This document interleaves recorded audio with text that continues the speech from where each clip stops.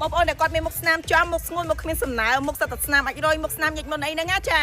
នេះបងប្អូនមើលតែ feedback ទៅដឹងហើយចាសម្រាប់អ្នកដែលគាត់មានមុខស្ងួតមុខគ្មានសំណើមចេញទៅណាមកណាស្លោកមុខចំមុខអីហ្នឹងណារកផលិតផលប្រើប្រាស់អត់ត្រូវចា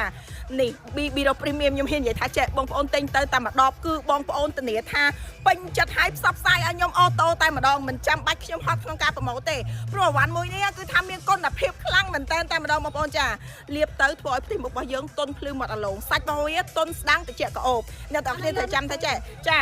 ប្រើតែម្ដងគឺអ្នកទាំងអស់គ្នាទទួលបានផ្ទៃមុខដែលរលោងគីឡូភ្លឺដូចកូរ៉េអ្នកទាំងអស់គ្នាស្គាល់មុខបែបកូរ៉េគីឡូអត់ចា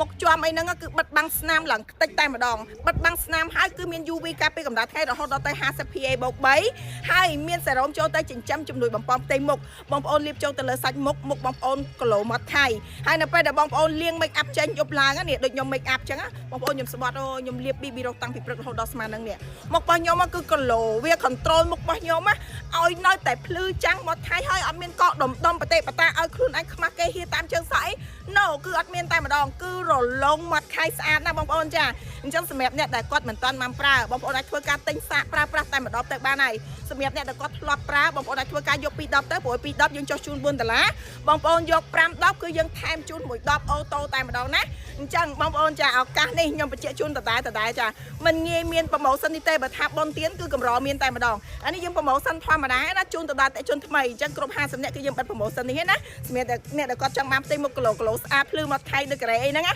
ឆាតមកឥឡូវនេះភ្លាមចាល្អលេខ1តែម្ដងចាហើយនិយាយពីតម្លៃធូរថ្លៃខ្លាំងមែនតើបងប្អូនញ៉ាំកាទៀវញ៉ាំកាហ្វេតែមួយព្រឹកគឺអស់ជាមួយនឹងតម្លៃ BB Rock Premium ម្ដងហើយ